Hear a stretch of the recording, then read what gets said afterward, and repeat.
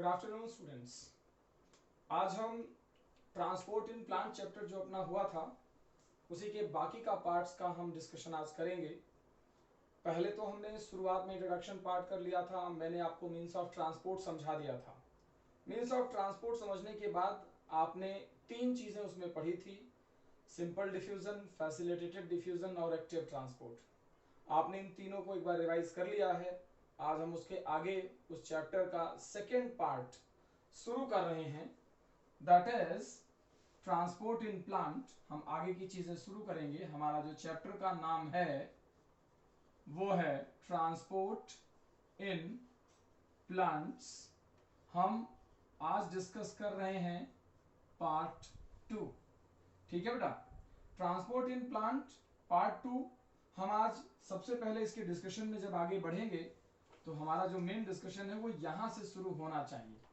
सबसे पहले तो ये बात आप क्लियर करें कि उसके डिस्कशन के बाद हमारे पास टॉपिक है प्लांट वाटर रिलेशन। ध्यान दीजिए बेटा, हमारे पास टॉपिक है प्लांट का और वाटर का रिलेशन क्या है। What is plant water relation. जब आप इस डिस्कशन में आगे बढ़ेंगे तो आप सबसे पहले ये समझेंगे कि सिग्निफिकेंस जो है, significance of water in plants. Plants में पहले तो आप ये क्लियर कर लें कि किसी भी तरीके के, फिलहाल नॉट प्लांट्स ओनली, किसी भी तरीके के लिविंग ऑर्गेनिज्म में, बेसिकली एनसीईआरटी में प्लांट्स पर बात हुई है, तो प्लांट्स के अंदर क्या सिग्निफिकेंस है वाटर का। तो शुरू करता हूं मैं वन बाय वन आपको चीजों को समझाना। सबसे पहले तो हम ये कहते हैं कि water constitute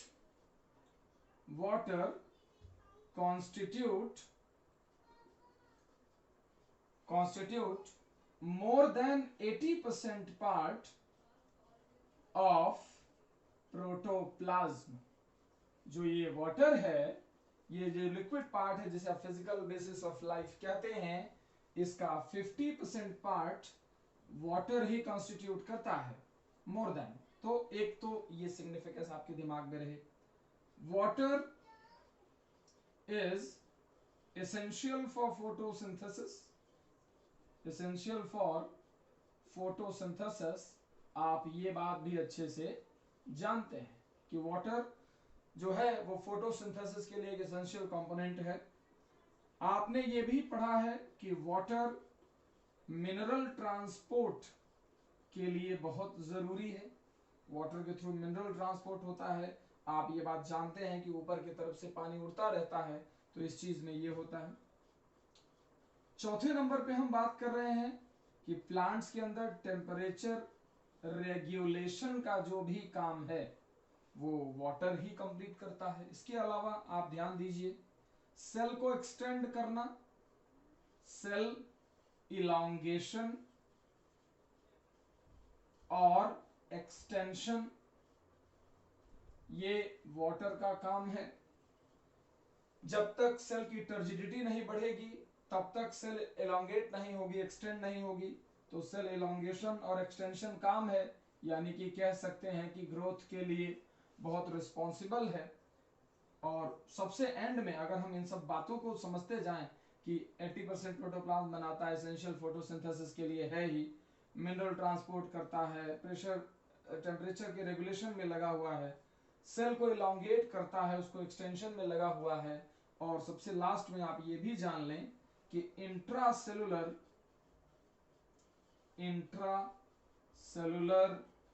transport of substances, ये वाटर ही है जो सब्सटेंसेस को सेल के अंदर ट्रांसपोर्ट कराने में हेल्प करता है। इंट्रासेलुलर ट्रांसपोर्ट ऑफ सब्सटेंसेस आपने पढ़े हैं, जैसे कि साइक्लोसिस, ऑस्मोसिस, डिफ्यूजन, जो सेल के अंदर होते हैं वो वाटर के थ्रू ही कंट्रोल बेसिकली होते रहते हैं।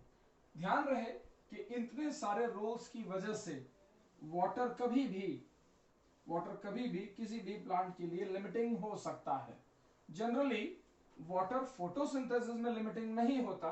एनसीईआरटी में दो जगह दो अलग अलग स्टेटमेंट्स मेंशन हैं। सबसे पहले तो ये दिया हुआ है कि वाटर नॉर्मली फोटोसिंथेसिस के लिए लिमिटिंग नहीं होता, लेकिन वाटर चूंकि इतने सारे रोल प्ले कर रहा है तो बाकी की ग्रोथ और डेवलपमेंट के लिए लिमिटिंग हो भी सकता है।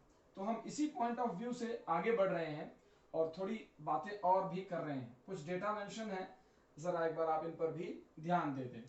सम प्लांट्स हैव हाई रिक्वायरमेंट, कुछ प्लांट्स ऐसे हैं जिनकी रिक्वायरमेंट बहुत ज्यादा है, रिक्वायरमेंट्स ऑफ वाटर, उनमें आप ये समझ लें कि वाटर लिमिटिंग जरूर होगा, मोस्ट केसेस में वाटर लिमिटिंग ही रहेगा। सो बेसिक आइडिया दिया हुआ है, ऐसे करके दिया उन्होंने कि कॉर्न प्लांट होता है मेज प्लांट। जब आप मेज प्लांट को देखेंगे तो आप कहते हैं कि 3 लीटर वाटर अ डे, एक दिन में 3 लीटर पानी एब्सॉर्ब करता है। अगर आप यही मस्टर्ड प्लांट की बात करें, सरसों के प्लांट की, तो आपको यह बात मालूम है कि water equal to its wait,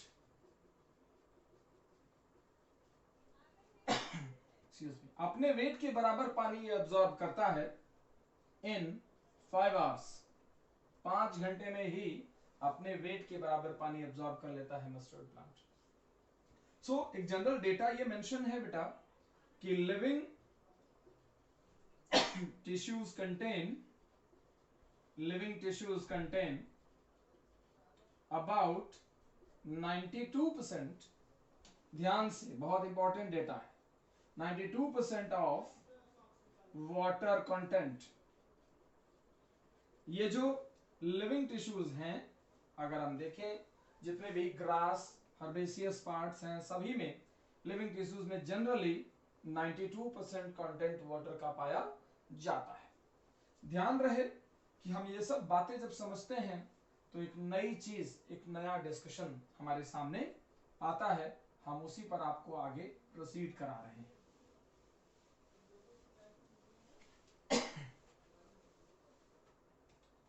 सबसे पहले तो आज जो एक नया टॉपिक आगे बढ़ा रहा हूं मैं, that is water potential. Size से रिप्रेजेंट किया जाता है, वाटर के लिए W भी इंडिकेट कर दिया जाता है।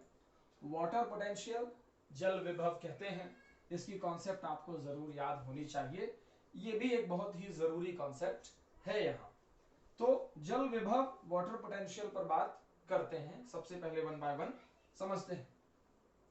हम ये कहते हैं कि जो ये वाटर पोटेंशियल होता है, water potential is equal to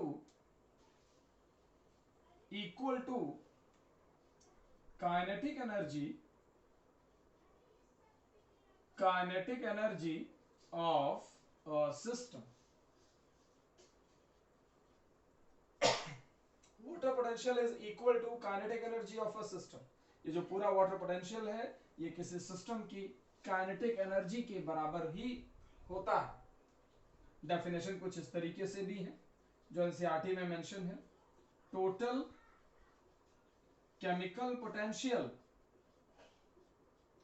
of water molecule in a system.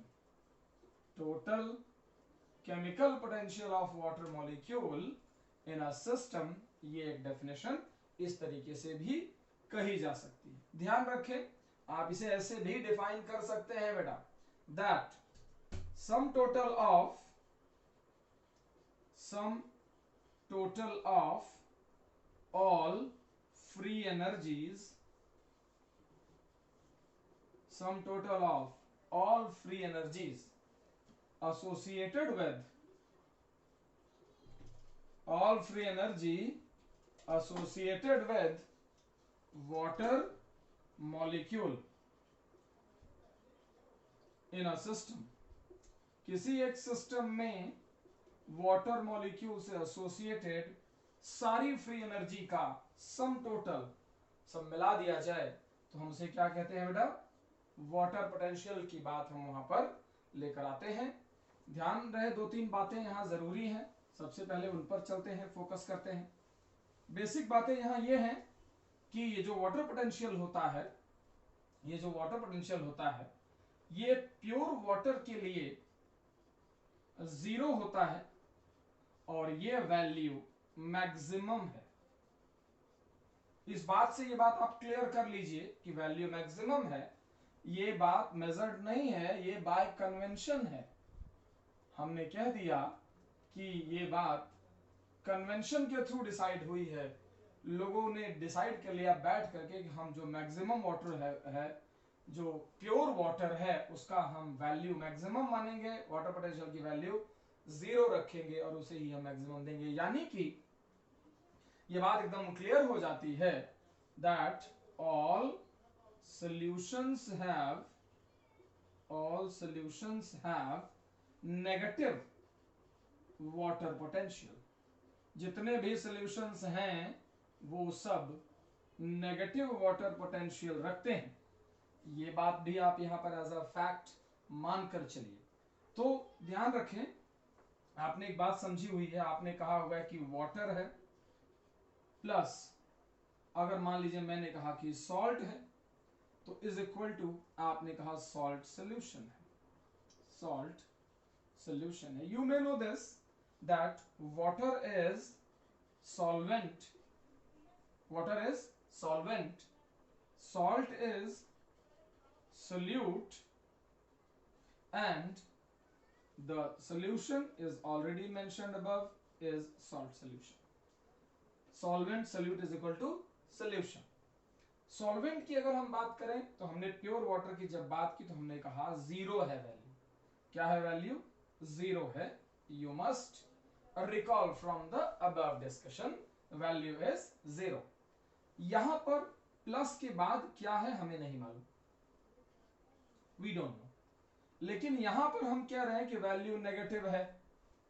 so in simple ways, simple mathematical expressions, you could know that the salt will have negative effect on water pollution, water potential। so यहां पर हम ये कह सकते हैं कि ये जो वैल्यू है मस्ट बी नेगेटिव होनी चाहिए। सॉल्यूट का जो पोटेंशियल है वो क्या होना चाहिए? नेगेटिव होना चाहिए। उसी के अकॉर्डिंग यहां पर बातें क्लियर होती हैं। जो वाटर पोटेंशियल की कॉन्सेप्ट है बेटा वो कुछ इस तरीके से समझाई जाती है, जरा देखिए। अब हम ये कहते हैं कि जो वाटर पोटेंशियल है, जो वाटर पोटेंशियल टर्म यहां पर दिया जा रहा है उसको हमने साई डब्ल्यू से रिप्रेजेंट किया। यूनिट की बात करी हमने तो हमने कहा यूनिट पास्कल होगी, वाटर पोटेंशियल की यूनिट जो होगी वो पास्कल होगी। हम जब बात कर रहे थे सॉल्यूशंस की तो हमने कहा कि सॉल्यूट पोटेंशियल होगा तो उसकी चीजें जो हैं वो नेगेटिव होंगी। जब हम साई डब्ल्यू की बात करते हैं बेटा, साई डब्ल्यू निकालने का जब हम फॉर्मूला लिखते हैं तो हम दो चीजें मेंशन करते हैं। सबसे पहले लिखते हैं psi P plus psi S, दो चीजें लिखते हैं। Psi W is equal to psi P plus psi S. ध्यान रहे कि जो पी है वो प्रेशर पोटेंशियल है, प्रेशर पोटेंशियल है, और जो साई एस है वो सॉल्यूट पोटेंशियल है, सॉल्यूट पोटेंशियल है। इसे कुछ जगहों पर ऑस्मोटिक पोटेंशियल भी मेंशन किया गया है तो आप वो बात भी जरूर अपने दिमाग में रखेंगे। सॉल्यूट पोटेंशियल है, ऑस्मोटिक पोटेंशियल है, दोनों नाम है, और ये प्रेशर पोटेंशियल है। ठीक है, प्रेशर पोटेंशियल को डिफाइन अगर करूं मैं तो आप ये क्लियर समझ लें कि it is total pressure, expansion pressure की तरह क्लियर कीजिए। Total pressure on cell wall due to entry of water in a cell. किसी सेल में बेटा अगर पानी एंटर करता है, ऑस्मोटिक एंट्री होती है उस चीज को, अगर पानी एंटर करता है तो उसकी वजह से जो एक टोटल प्रेशर मेम्ब्रेन पर आता है that is known as pressure potential. Solute potential क्या है? Lowering of psi W, lowering of psi W यानी वाटर पोटेंशियल में आने वाली कमी due to addition of solute. Solute के एडिशन की वजह से साई डब्ल्यू में जितनी कमी आती है उसे ही हम सोल्यूट पोटेंशियल कहते हैं। कमी आई है, हमने अभी थोड़ी देर पहले बताया कि नेगेटिव है, तभी तो सम टोटल नेगेटिव हुआ। प्रेशर पोटेंशियल के बारे में ये बात एकदम नोन है, क्लियर है कि pressure potential have positive effect on, pressure potential have positive effect on Sai W, मतलब ये साई डब्ल्यू को बढ़ाता है, and solute potential have negative effect on Sai W. ये साई डब्ल्यू है जो नेगेटिव इफेक्ट डालेगा सोल्यूट पोटेंशियल साई डब्ल्यू पर। तो दोनों बातें क्लियर रहें, इसीलिए हम कहते हैं कि इसने कितना बढ़ाया प्लस इसने कितना घटाया, अगर हम दोनों को जोड़ लें तो जो बच जाएगा, जो निकल कर आएगा, that will be known as water potential. Clear बात? ध्यान रहे, एक पॉजिटिव करता है और एक नेगेटिव करता है, दोनों को जोड़ करके हम ये चीज आगे बढ़ाते हैं। वाटर पोटेंशियल तो क्लियर, अभी फिलहाल थोड़े पॉइंट में होने लगेगा आपको। मैं और चीजें आगे बढ़ाता हूं, जरा ध्यान दीजिए इसे भी। सी द थिंग इज, अगर मैं वाटर पोटेंशियल आपको क्लियरली समझाने लगूं कि क्या होता है, कैसे होता है, तो ज्यादा अच्छा आप क्लियर यहां पर कर पाएंगे। समझिए जरा ध्यान से। जैसे ये हम कर रहे हैं एक्टिविटी एक, ध्यान दीजिए। अगर मैंने आपसे कहा कि एक बड़ा कंटेनर है, बीच में सेमी परमिएबल मेम्ब्रेन है, एक बड़ा कंटेनर है, बीच में सेमी परमिएबल मेम्ब्रेन है, सिलेक्टिवली परमिएबल मेम्ब्रेन माने तो ज्यादा बढ़िया। फिर हमने कहा कि यहां पर जैसे ही सिलेक्टिवली परमिएबल कहा हमने, ए और बी साइड दोनों, आप दोनों कंपार्टमेंट्स के नाम समझ लो। दोनों कंपार्टमेंट्स में जब हमारी बात आगे बढ़ी तो मैंने आपसे कहा कि दोनों में वाटर फिल्ड है, दोनों तरफ वाटर की जनरल फिलिंग अवेलेबल है। ये जो दोनों में वाटर फिल्ड हैं, इन्हें अगर हम देखें तो हम सिंप्लीफाई करके ये बात कहते हैं कि दोनों में 2 लीटर वाटर यहां भी है और 2 लीटर वाटर अवेलेबल है as well. Clear? 2 litre water में मैंने आपसे समझाने के लिए कहा, हम चीजों को बाकी कनेक्ट कर रहे हैं, समझाने के लिए मैंने आपसे कहा कि इसमें मैंने 10 ग्राम शुगर ऐड कर दी, जबकि यहां मैंने बी पार्ट में उतने ही वाटर में मैंने 5 ग्राम शुगर ऐड कर दी है। एक तरफ 10 ग्राम शुगर है, दूसरी तरफ 5 ग्राम शुगर है। ठीक है बात? अब आप डिस्कशन करना स्टार्ट कीजिए। इसको मैंने इलोंगेट कर दिया सो दैट दोनों स्टेटमेंट सेपरेट हो। मुझे आप सोच के बताइए कि सोल्यूट, पहले तो आप ये समझें कि सॉल्वेंट दोनों में बराबर है, 2 लीटर वाटर 2 लीटर वाटर बराबर है। थोड़ा और आगे बढ़ते हैं, सोल्यूट की बात करते हैं। सोल्यूट यहां पर 10 ग्राम है, मतलब ज्यादा है, यहां पर सोल्यूट कम है। सोल्यूट यहां पर क्या है बेटा? कम है, मैंने रिड्यूस करके दिखा दिया है।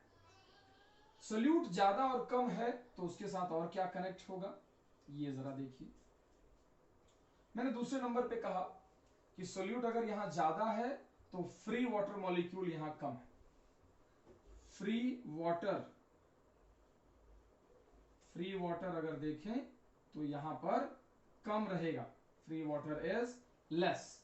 जबकि अगर आप यहां देखें तो फ्री वाटर इज मोर, क्योंकि कम सोल्यूट है तो वाटर के मॉलिक्यूल बहुत ज्यादा मात्रा में फ्री हैं।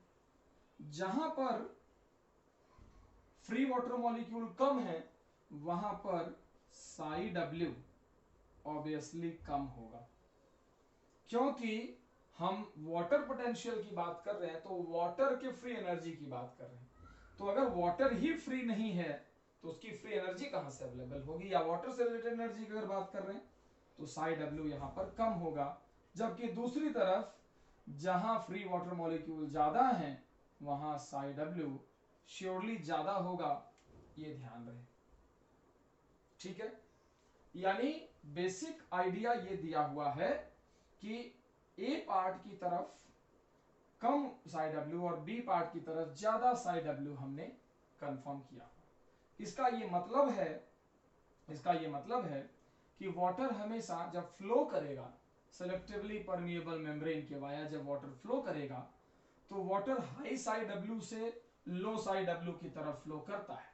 Water flows from high psi W to low psi W area.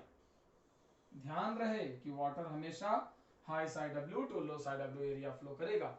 High psi W is at side B, so water will flow from B compartment to A compartment. What if in the same case there is some other activity format? What if I add solute at one side only, then तब भी आप exactly समझ सकते हैं। अगर मैं इसी को इस तरीके से समझाऊं, अगर मैं इसी को इस तरीके से कनेक्ट कराऊं बेटा आपको, एक्टिविटी 2 में हम देखते हैं। अगर मैं आपसे कहूं कि ये है एक पार्टीशन सेलेक्टिवली परमिएबल मेम्ब्रेन, ए पार्ट और बी पार्ट दोनों सामने दिख रहे हैं। इधर भी हमने 1 लीटर वाटर रखा है, इधर भी हमने 1 लीटर वाटर रखा है। अगर दोनों तरफ 1-1 लीटर पानी है और आपने एक तरफ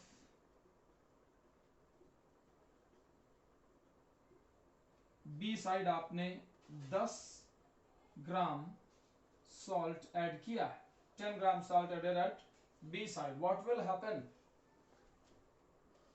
करिए डिस्कशन। पहली बात तो ए साइड प्योर वाटर है, ए साइड क्या है?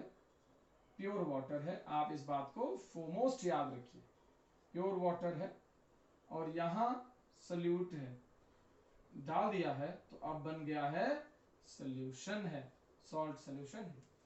मैंने कहा था कि प्योर वाटर का साई डब्ल्यू ऑलवेज 0 होता है, मैक्सिमम होता है, लेकिन सॉल्यूशंस का Sai W I have coated you earlier that it is in negative part, ये नेगेटिव होता है हमेशा। सो 0 ज्यादा होता है कि नेगेटिव ज्यादा? आप जानते हैं कि 0 ज्यादा है नेगेटिव के कंपैरिजन में, तो ऑब्वियसली वाटर का फ्लो ए साइड से बी साइड की तरफ होने लगेगा। हम इस कॉन्सेप्ट के थ्रू ये चीज समझ सकते हैं।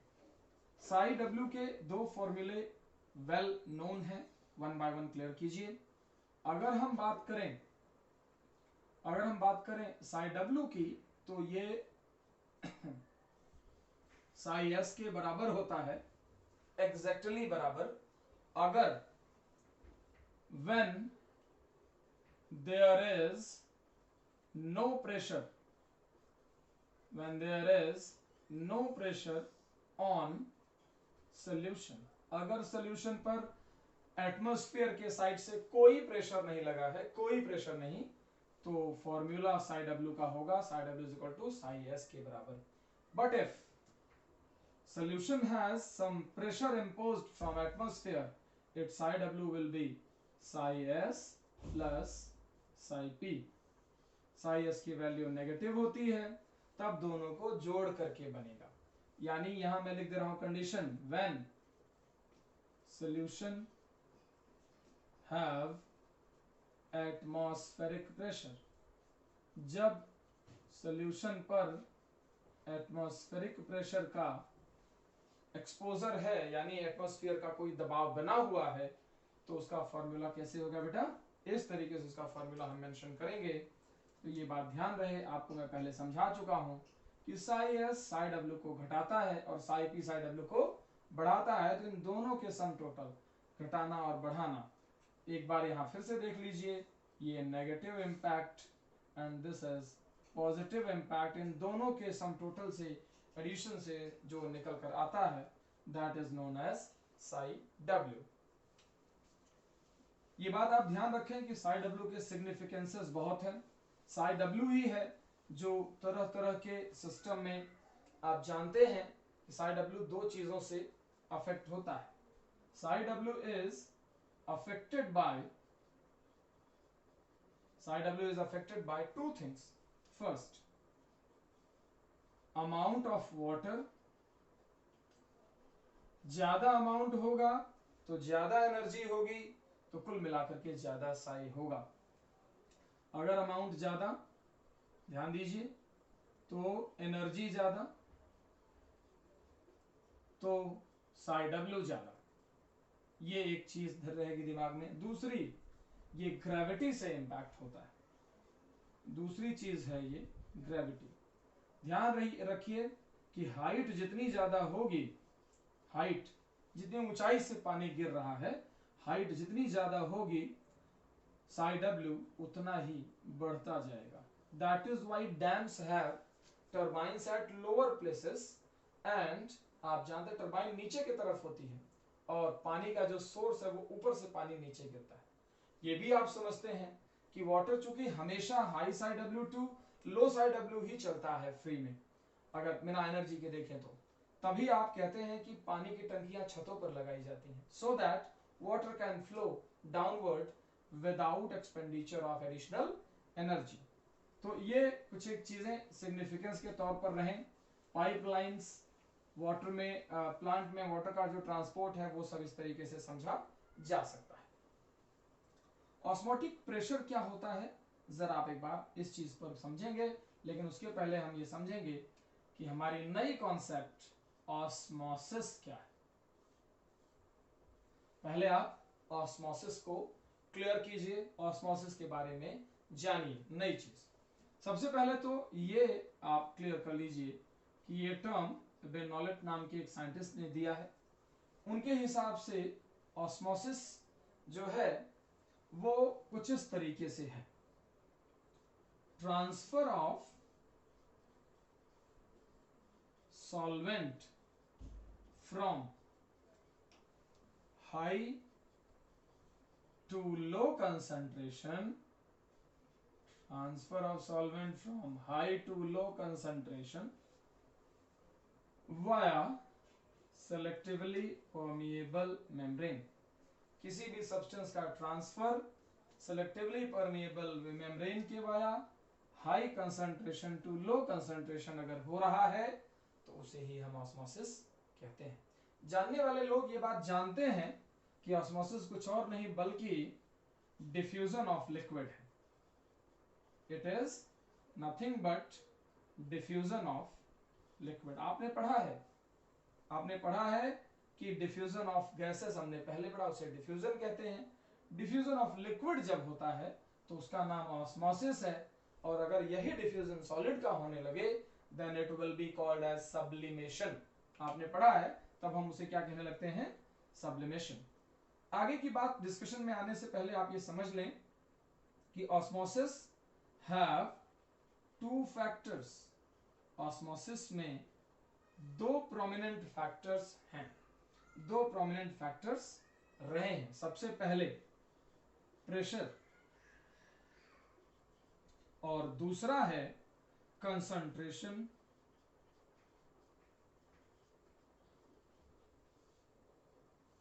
Of solute. दो चीजें ध्यान रहे, एक तो प्रेशर और दूसरा है कंसंट्रेशन ऑफ सॉल्यूट। अगर प्रेशर एज अ क्राइटेरिया आप ऑस्मोसिस को डिफाइन करने के लिए लेते हैं बेटा, तो प्रेशर के साथ ये ध्यान रखें कि हाई टू लो चलता है ऑस्मोसिस। जहां पर प्रेशर ज्यादा है उधर से जहां प्रेशर कम है उसकी तरफ ऑस्मोसिस हुआ करेगी। जबकि अगर आप कंसंट्रेशन की बात कर रहे हैं तो जहां लो कंसंट्रेशन है वहां से जहां ज्यादा कंसंट्रेशन है उधर की तरफ ऑस्मोसिस हुआ करेगी। वो डायरेक्शन हाई टू लो है तो ये डायरेक्शन लो टू हाई बनी हुई है। इसी तरीके से हम यहां पर चीजों को समझ सकते हैं। देखिए जरा चीजें कैसे क्लियर हो सकती हैं आपको। अगर मैं ऑस्मोसिस की एग्जैक्ट बात करूं, समझिए जरा, ऑस्मोसिस की अगर मैं एग्जैक्ट बात करूं तो मेन पॉइंट ये है डिस्कशन का बेटा कि ऑस्मोसिस जो होती है वो दो चीजों से डिफाइन होती है। आपने ये बात क्लियर अभी अभी थोड़ी देर पहले समझिए। सी, एक तो मैंने आपको केस स्टडी थोड़ी देर पहले दूसरे टर्म्स में समझाई थी, तो केस स्टडी एक ये लीजिए। तो केस स्टडी 1 अगर आप देखें तो आप एग्जैक्टली ये कहेंगे कि भाई आप एक कंटेनर लेते हैं, बीच में semi permeable membrane, selectively permeable membrane लगाते हैं, ए पार्ट बी पार्ट डिफाइन करते हैं, दोनों तरफ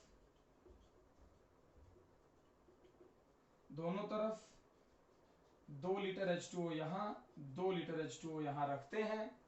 थोड़ी देर बाद आप ये कहते हैं कि दोनों तरफ 2-2 लीटर पानी है और इस तरीके से ये चल रहा है।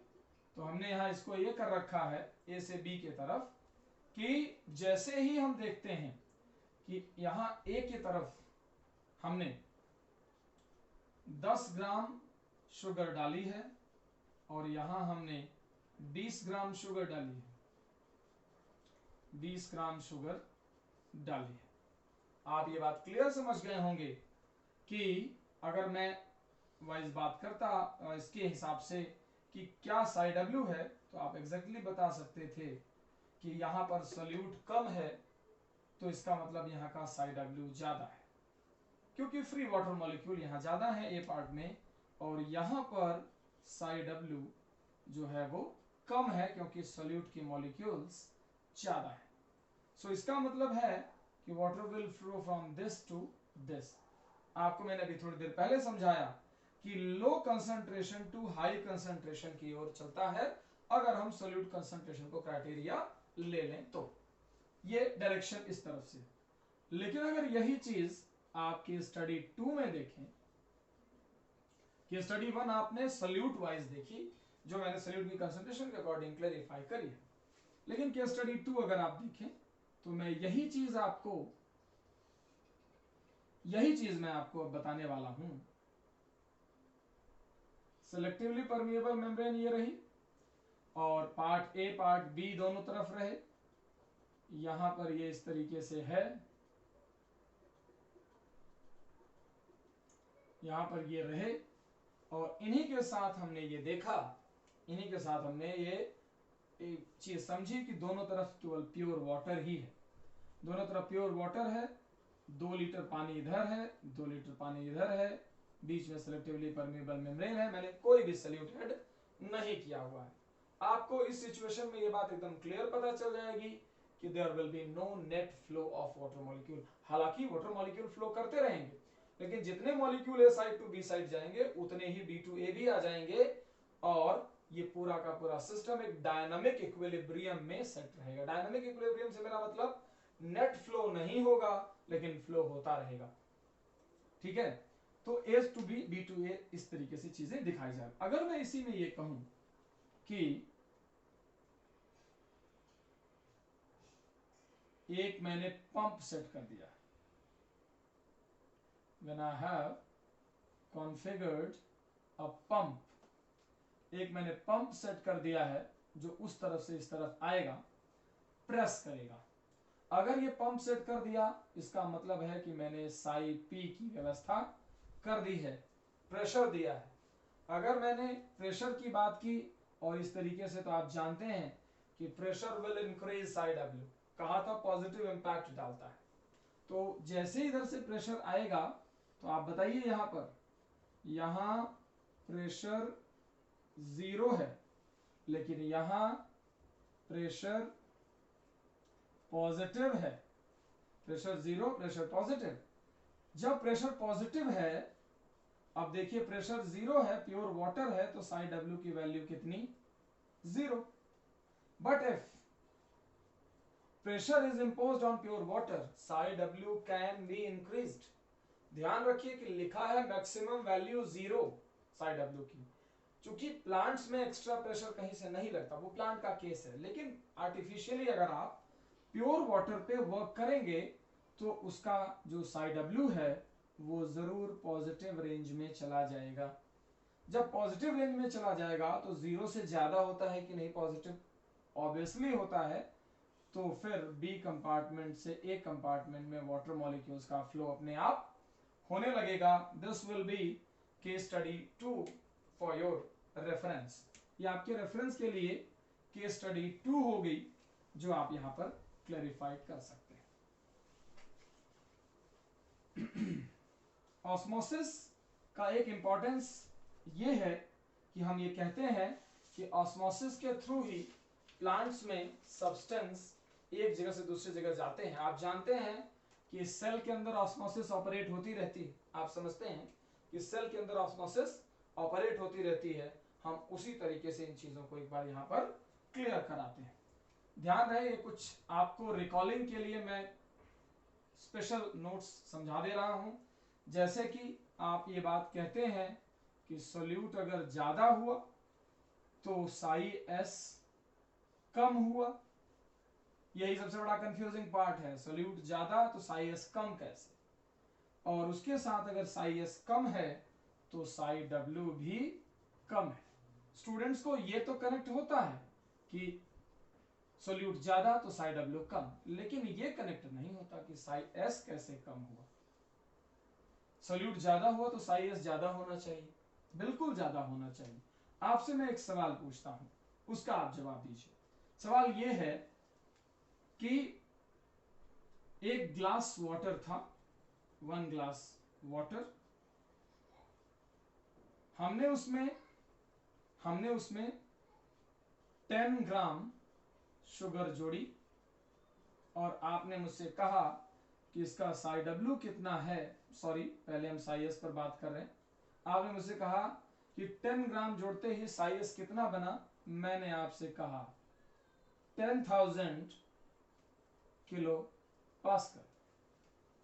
क्लियर? एक ग्लास वाटर में 10 ग्राम शुगर जोड़ा तो 10,000 किलो पास्कल साई एस तैयार हो। But if I use 1 gram, 1 glass water अलग से हमने लिया, एक ग्लास वाटर दूसरा सैंपल लिया, प्लस हमने उसमें 20 ग्राम शुगर डाली। एकदम ध्यान दीजिए, बहुत इंपॉर्टेंट बात आपके लिए, आप यही समझ जाएं, क्वेश्चंस गलत होने बंद हो जाएं। 20 ग्राम शुगर डाल दी हमने। अब ये जो साई एस है ये 20,000 हो गया। कितना हो गया? 20,000 किलो पास्कल। लेकिन वैल्यू क्या है? दोनों वैल्यूज नेगेटिव में है। ये -10,000 है और ये -20,000 है। ये वैल्यू क्या है? आप जानते हैं कि साई एस इज नेगेटिव, तो माइनस है 10,000 और माइनस है 20,000। पहला केस अगर ए देखें और बी देखें तो ए केस में आपने देखा कि -10,000 किलो पास्कल था और बी में आपने देखा कि -20,000 किलो पास्कल था। ये था और इस तरीके से ये था। अब आप मुझे बताइए सोचकर कि -10,000 ज्यादा होता है कि -20,000 ज्यादा होता है? श्योरली यू विल से कि -10,000 ज्यादा होता है, because the value is in negative range. Value किसमें है? नेगेटिव रेंज में है, तो -10,000 कम होता है। ये रिप्रेजेंटेशन आपके दिमाग में रहे। -10,000 कम होता है और मतलब ज्यादा होता है। ओके, थोड़ा उल्टा कर दिया मैंने गलती से, ठीक है। -10,000 इज मोर देन -20,000। जो ये पहले कम शुगर जोड़ने पर ज्यादा था, बाद में शुगर और बढ़ाने पर ये कम हुआ, तो यही रिप्रेजेंटेशन मैंने लिखा है आपके सामने। जब आप सोल्यूट की कंसंट्रेशन बढ़ाएंगे तो साई एस की वैल्यू घटती जाएगी, बिकॉज ये मोर नेगेटिव हो जाएगी। जब ये मोर नेगेटिव हो जाएगी तो लेस होगी actual. More negative is mathematically less, ठीक है। ध्यान रखें इसे। जैसे जैसे आप सोल्यूट बढ़ाते जाएंगे आप समझते जाएंगे कि साई एस की वैल्यू घटती जा रही है, जिसकी वजह से साई डब्ल्यू की वैल्यू भी घटती जाएगी। हम आगे बढ़ रहे हैं और बात कर रहे हैं नए टॉपिक, छोटा सा उसमें है ऑस्मोटिक प्रेशर क्या होता है। Osmotic pressure, represented by Greek symbol pi क्या है, ध्यान दीजिए। फेफर का दिया हुआ टर्म है, फेफर गेव द कॉन्सेप्ट 1888, ठीक है, और उसी चीज को हम यहां पर क्लैरिफाई करने वाले हैं। ये जो ऑस्मोटिक प्रेशर होता है बेटा, जो पाई से रिप्रेजेंट किया जाता है, हम ये कहते हैं कि total pressure caused due to osmotic entry of water, osmotic entry of water in a system। किसी सिस्टम में, किसी तंत्र में ऑस्मोटिक एंट्री होने से वाटर की जो प्रेशर कॉज होता है, हम उसे ऑस्मोटिक प्रेशर कहा करते हैं। ध्यान देने वाली बात क्या है कि एक डेफिनेशन और लिखी है एनसीईआरटी, वो ये है कि द मिनिमम प्रेशर, इस डेफिनेशन पे एनसीईआरटी में ज्यादा एम्फेसिस है, the minimum pressure required to stop osmotic entry of water in a system। मतलब वो ये कह रहे हैं कि किसी सिस्टम में वाटर की एंट्री हुई तो उससे एक प्रेशर कॉज हुआ, दैट इज ऑस्मोटिक प्रेशर। अगर आप उतना ही प्रेशर बाहर से लगा दें तो सिस्टम में वाटर की एंट्री बंद हो जाएगी, स्टॉप हो जाएगी। The minimum pressure required to stop osmotic entry of water in a system, उसको भी हम कहते हैं ऑस्मोटिक प्रेशर। यानी दोनों बराबर के प्रेशर हैं जो इस बात को एग्जैक्टली समझा सकते हैं। देखिए जरा ध्यान से और क्या चीजें हो सकती हैं। ऑस्मोटिक प्रेशर के बारे में एनसीईआरटी में एक चीज लिखी हुई है कि it is function of solute potential, it is function of solute potential. ये सोल्यूट पोटेंशियल की वजह से आया है। ऑस्मोटिक पोटेंशियल बोला था, साई एस बोला था, ये सोल्यूट पोटेंशियल की वजह से आया, उसी का फंक्शन है। यानी सोल्यूट पोटेंशियल जो है वो जितना ज्यादा होगा ऑस्मोटिक प्रेशर उतना ही ज्यादा होने लगेगा। ध्यान रहे आप, ये दोनों एक साथ हैं।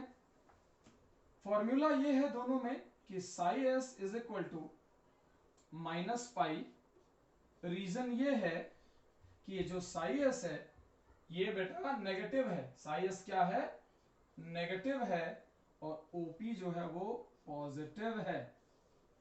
चूंकि साई एस और ओपी नेगेटिव पॉजिटिव है तो हमने ये रिप्रेजेंटेशन रख रखा है psi S is equal to minus pi, या आप चाहें तो इसे ऐसे भी कह सकते हैं कि pi is equal to minus psi S. आप जानते हैं मैथमेटिकली दोनों में कोई खास फर्क नहीं है, केवल रिप्रेजेंटेशन है और कोई फर्क नहीं है। साई एस बढ़ेगा तो ओपी भी बढ़ेगा, दोनों बराबर है, लेकिन दोनों के सिंबल्स अलग अलग होने के कारण pi is equal to minus psi S लिखना पड़ेगा, या psi S is equal to minus pi आपको मेंशन करना पड़ेगा। ये ऑस्मोटिक प्रेशर की कॉन्सेप्ट में आप बातें क्लियर कर रहे हैं। ध्यान रहे एक चीज इसमें, जो ऑस्मोटिक प्रेशर होता है वो हम एक एक्सपेरिमेंट के थ्रू समझते हैं जो एनसीईआरटी में मेंशन भी है, और उसी के थ्रू बाकी की कॉन्सेप्ट्स यहां क्लियर की गई हैं। जरा ध्यान दीजिए आप, इसको हम बोलते हैं thistle funnel experiment. Thistle funnel experiment, ये जो थिसल फनल एक्सपेरिमेंट है उसी पर आपको एक बार बात को समझ लेना चाहिए। मान लीजिए एक मैंने बड़े बीकर की बात की, एक बड़ा बीकर है जिसमें वाटर भरा हुआ है ना बेटा, एक बड़ा बीकर है जिसमें आपने वाटर की बात कही है मुझसे कि वाटर यहां है। इसके ऊपर एक थिसल फनल रखा जाता है,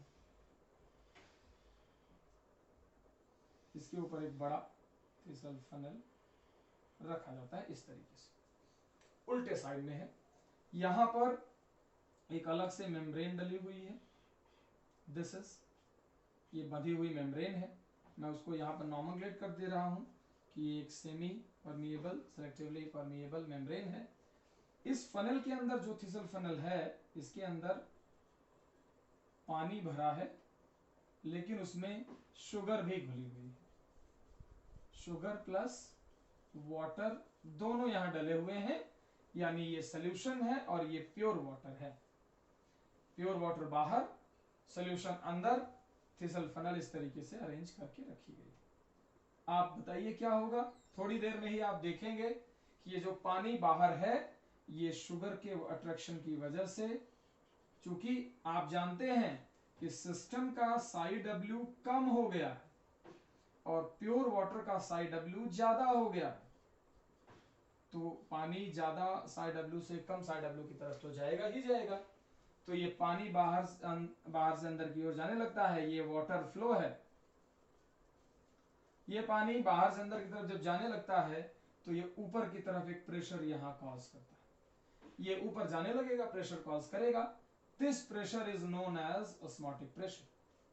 बट दूसरी डेफिनेशन भी एग्जिस्टेंस में है बेटा, और वो जो मैंने अभी थोड़ी देर पहले आपको बताई कि अगर यहीं पर एक पंप लगा दूं बाहर से, if I have mount a pump from here, direction उसकी ऊपर से नीचे की ओर हो, तो वो मिनिमम प्रेशर यहां पर हमने लगाया इस तरीके से, तो वो मिनिमम प्रेशर जो इस वाटर फ्लो को रोक सकता है, that minimum pressure is also known as OP.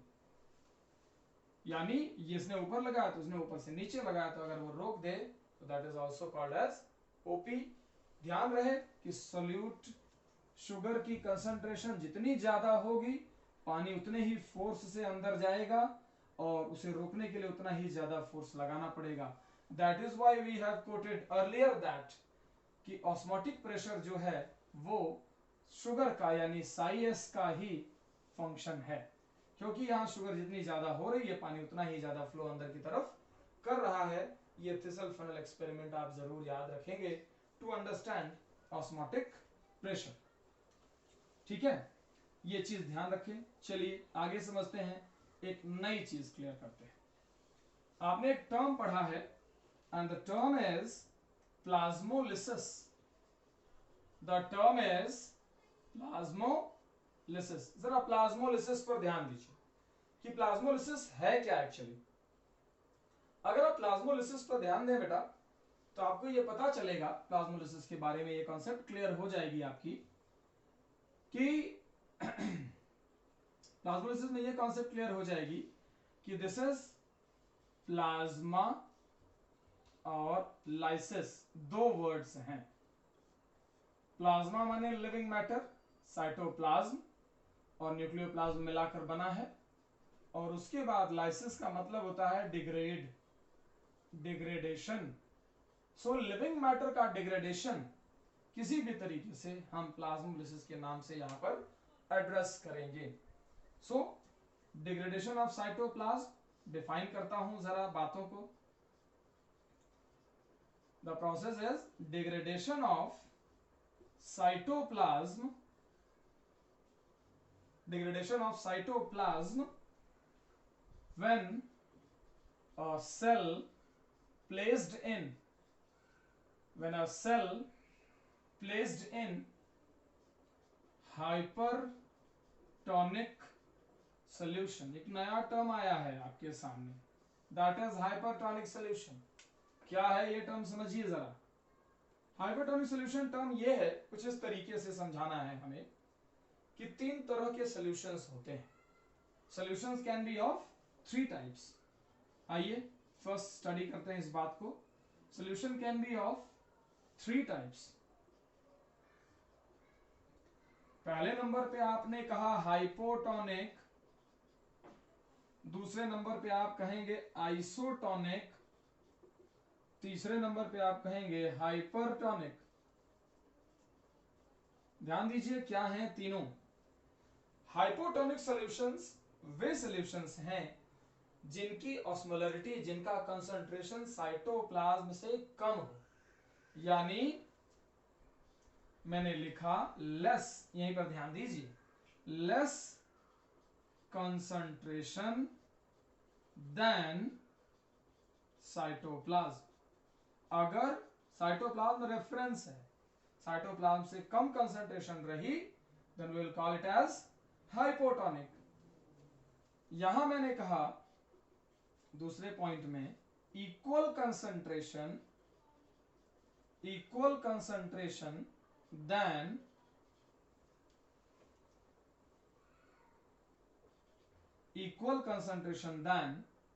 Cytoplasm, cytoplasm के बराबर कंसंट्रेशन है तो आइसोटोनिक नाम रखा है, ये इक्वल ध्यान रखना है। यहां समझिए मोर कंसंट्रेशन, मैंने सिंप्लीफाई करके लिखा मोर कंसंट्रेशन देन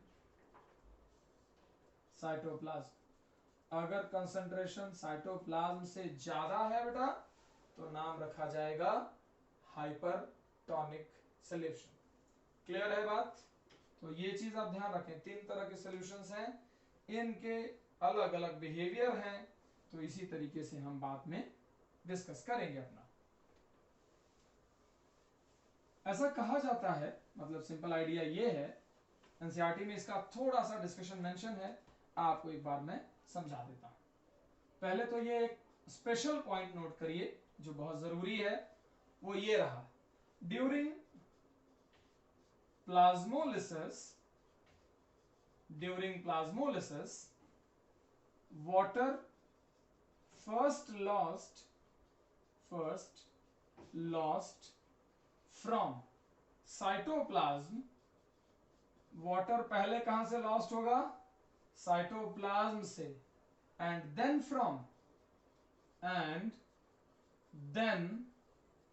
फ्रॉम उसके बाद में ये लॉस्ट होगा, first lost from cytoplasm and then from vacuole, उसके बाद ये वैक्यूल से लॉस्ट होना शुरू होगा। यही उल्टा करके दिया रहता है और आपको पहचानना रहता है, first from cytoplasm and then from vacuole. ये बात आप नहीं भूलेंगे तो याद रखेंगे तो क्वेश्चंस रॉन्ग नहीं होंगे आपके। देखिए जरा ध्यान से इस चीज को समझने के लिए, हम ये कह रहे हैं कि अगर एक बीकर है, उसमें एक सेल डली हुई है, ये सेल है, थोड़ी देर में आप कहते हैं कि सेल श्रिंक होने लगेगी, कब? जब ये बाहर का सॉल्यूशन हाइपरटोनिक है। अगर ये सॉल्यूशन हाइपरटोनिक है यानी साइटोप्लाज्म से ज्यादा कंसंट्रेशन है, ये साइटोप्लाज्म है, तो ये बात एकदम कंफर्म है कि पानी बाहर आने लगेगा, सेल का वाटर बाहर आने लगेगा और सॉल्यूशन अंदर जाने लगेगा। ये सॉल्यूशन का फ्लो है बेटा, मैंने एरो से समझा दिया। ये विलयन का प्रवाह है, जो बाहर का विलयन है वो अंदर जा रहा है, और ये वाटर फ्लो है, जो सेल का पानी है वो बाहर आ रहा है। आप एग्जैक्टली ये बात क्लियर करते हैं। अगर हाइपरटोनिक है इसका मतलब है कि सॉल्यूट ज्यादा होगा, हाइपरटोनिक है इसका एकदम साफ साफ मतलब है कि सॉल्यूट ज्यादा होगा। सॉल्यूट ज्यादा होगा तो आप जानते हैं कि जैसे ही सिंपली हम इस पर बात करेंगे तो हम कहेंगे कि इसका जो साई डब्ल्यू होगा वो कम होगा। जबकि अगर आप सेल की बात करें, साइटोप्लाज्म की, तो आप कहेंगे कि यहां पर सॉल्यूट जो है, पहले हम वो क्लियर कर लेते हैं, इसके कंपैरिजन में तो सॉल्यूट कम है, सॉल्यूट कम है तो साई डब्ल्यू ज्यादा है। That is why water will flow from high psi W area to low psi W area to achieve some equilibrium type of things. तो उस चीज को भी आप यहां पर जरूर याद रखेंगे, उसी को हम आगे समझते हैं। हम ये कहते हैं कि प्लाज्मोलिसिस 3 स्टेज में होती है। प्लाज्मोलिसिस के 3 स्टेजेस हैं, हैव 3 स्टेजेस और फेजेस। प्लाज्मोलिसिस के 3 स्टेज या फेज हो सकते हैं। हबल, अगर हम प्लाज्मोलिसिस की बात करें तो हम ये कहते हैं कि 3 स्टेजेस हैं। बेसिक आइडिया कहां से शुरू होता है? सबसे पहले आता है लिमिटिंग प्लाज्मोलिसिस, दूसरे नंबर पे आता है इंसिपिएंट प्लाज्मोलिसिस, और तीसरे नंबर पे आता है एविडेंट प्लाज्मोलिसिस। अगर आप एक सिंपल सेल का क्राइटेरिया ले, एक सिंपल सेल, पहले मैं नीचे दिखा दे रहा हूं आपको, तो आप कहेंगे एक सिंपल सेल है, उसके अंदर प्लाज्मा मेम्ब्रेन है, सेल वॉल बाहर है, this is cell wall, this is plasma membrane, ये उसका न्यूक्लियस है, ये बाकी का साइटोप्लाज्म यहां पर रखा हुआ है। ओके, सो प्लाज्मा मेम्ब्रेन ने सेल वॉल को प्रेस किया हुआ है बाहर की तरफ। हम आते हैं लिमिटिंग प्लाज्मोलिसिस में। लिमिटिंग प्लाज्मोलिसिस में हमने ये कहा कि जब आपने सेल को हाइपरटोनिक सॉल्यूशन में डाला तो ये जो प्लाज्मा मेम्ब्रेन है थोड़ा पानी लूज होने लगा, थोड़ा पानी इसका बाहर गया। This is flow of water I have indicated, water goes out, जिसकी वजह से साइटोप्लाज्म थोड़ा श्रिंक हुआ और इसने जो प्लाज्मा मेम्ब्रेन ने सेल वॉल के ऊपर प्रेसिंग की थी वो खत्म हो गई। इसीलिए हमने लिख दिया कि टर्गर प्रेशर, जो उस प्रेशर का नाम है वो स्फीति दाब है, टर्गर प्रेशर है। टर्गर प्रेशर हमने यहां पर कहा कि 0 हो गया। टर्गर प्रेशर क्या हो गया? 0। अगर आप नॉर्मल सेल की बात करें बेटा, if you talk about normal cell, तो नॉर्मल सेल का टर्गर प्रेशर ऑलवेज पॉजिटिव होता है। What is that? Positive value. लेकिन अगर आप प्लाज्मोलिसिस करा देंगे, यानी इसको आपने हाइपरटोनिक सॉल्यूशन में जैसे ही डाला, ये देखिए जरा, मैं उसको भी एरो फॉर्मेट में दिखा दे रहा हूं। अगर आप जैसे इसको हाइपरटोनिक सॉल्यूशन में डालेंगे तो आप देखेंगे कि इसके अंदर से पानी बाहर आने लगता है और इसका जो टीपी है वो 0 हो जाता है। थोड़ी देर बाद अगर कंडीशन कंटिन्यू रही तो, चूंकि सेल वॉल रिजिड है, इन इलास्टिक है, तो वो वहीं रह जाएगी और ये इसके कॉर्नर्स को छोड़कर ऐसा थोड़ा राउंडेड होने लगेगा प्लाज्मा मेम्ब्रेन को लेकर साइटोप्लाज्म। यानी सेल वॉल को तो छोड़ ही दिया था, अब कॉर्नर्स को भी छोड़ने लगता है। This is more water loss, और ज्यादा वाटर का लॉस हुआ जिसकी वजह से आपने ये केस पढ़ा और ये श्रिंक होने लगा। अब ये जो खाली जगह है, वैकेंट स्पेसेस हैं, इसमें जो सोल्यूशन है हाइपरटोनिक वो अंदर जाने लगता है। सोल्यूशन जो है वो अंदर की तरफ एंटर करने लगता है, पेरीप्लाज्मिक स्पेसेस को फिल करने लगता है, क्योंकि आप जानते हैं कि सेल वॉल जो है वो परमेएबल है, वो सबको अलाउ करती है अंदर की तरफ जाने के लिए। थोड़े टाइम के बाद अगर इस सिचुएशन में देखें तो इसका जो टीपी है वो नेगेटिव हो गया, 0 से भी और कम नेगेटिव रेंज में चला गया। इन केस ऑफ दिस, अगर आप यहां हैं तो आप देखेंगे कि और अगर फर्दर वाटर लॉस हो जाए तो सेल का जो साइटोप्लाज्म है वो बिल्कुल श्रिंक हो जाएगा, सॉल्यूशन यहां भर जाएगा और पूरा का पूरा पानी बाहर आ जाएगा। H2O comes out। इस सिचुएशन में टीपी मोर नेगेटिव हो जाएगा बेटा, इस सिचुएशन में टीपी मोर नेगेटिव हो जाएगा। इसीलिए हम इसको समझते हैं, आप याद रख सकते हैं, LIE इंग्लिश में टर्म है झूठ, लाई। लिमिटिंग, इंसिपिएंट और एविडेंट, आप तीनों टर्म जरूर यहां पर कनेक्ट कर सकते हैं। ये भी ध्यान रहे कि लिमिटिंग और इंसिपिएंट ये दोनों स्टेजेस रिवर्सिबल हैं। These both are reversible. अगर इन सिचुएशंस तक है मामला तो ये रिवर्सिबल हो सकती है, but if some cell reaches to evident stage it is irreversible. ये कभी वापस नहीं आ सकती, ये सेल लिविंग नहीं हो सकती। एक बार डाई हो गई तो उसके बाद उसको वापस रिट्रीव करना मुश्किल काम। शुरू की 2 स्टेजेस रिवर्सिबल होती हैं और बाद की स्टेजेस इरिवर्सिबल होती हैं। प्लाज्मोलिसिस में ये बात आपको ध्यान रखनी पड़ेगी। ध्यान से एक चीज और मार्क कर लीजिए, सिग्निफिकेंस क्या है आपने पढ़ा होगा, आप जानते होंगे, एनसीईआरटी में दिया भी है ये कि जब आप प्लाज्मोलिसिस का अगर एग्जांपल देखें तो आप कहते हैं कि जब हमारे घर में पिकल्स बनता है, अचार जब बनता है जिसमें नमक ज्यादा डालते हैं, नमक ज्यादा रखते हैं, ऑयल ज्यादा रखते हैं, सो दैट जो उसके अंदर बैक्टीरिया है वो स्क्वीज होकर के प्लाज्मोलाइज हो जाएं और उनकी डेथ हो जाए। यानी सिग्निफिकेंस पहला हमने बोला कि preservation of pickles in high salt and oil, एक ये बात। दूसरा आपने जाना कि microbes cannot grow in Honey.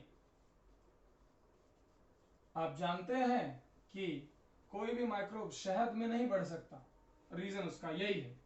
और तीसरा फाइनल चीज, high fertilizer in field may cause wilting, क्योंकि रूट का पानी बाहर सॉइल में आ जाता है तो उसकी वजह से प्लांट विल्ट कर जाते हैं। एक टर्म और समझने लायक है आपके लिए, डीप्लाज्मोलिसिस। आप जरा इसे भी कनेक्ट करें। डीप्लाज्मोलिसिस यानी हम ये कहते हैं कि रिवर्सल ऑफ प्लाज्मोलिसिस। अगर मैं कहूं कि placing a plasmolysed cell, placing a plasmolized cell in hypotonic solution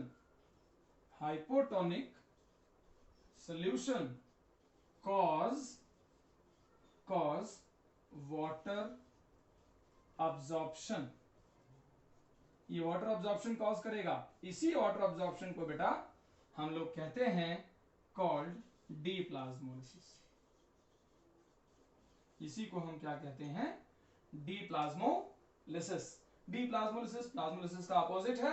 ये भी एक प्रोसेस है जो थोड़ा बहुत आपको एक्सप्लेन करने की जरूरत थी, इसलिए मैंने यहां पर मेंशन कर दिया है। आज के लिए इतना ही। हम आगे फर्दर इस वीडियो को कंटिन्यू करेंगे तो हम बाकी के टॉपिक्स को भी कंप्लीट करेंगे। Thank you.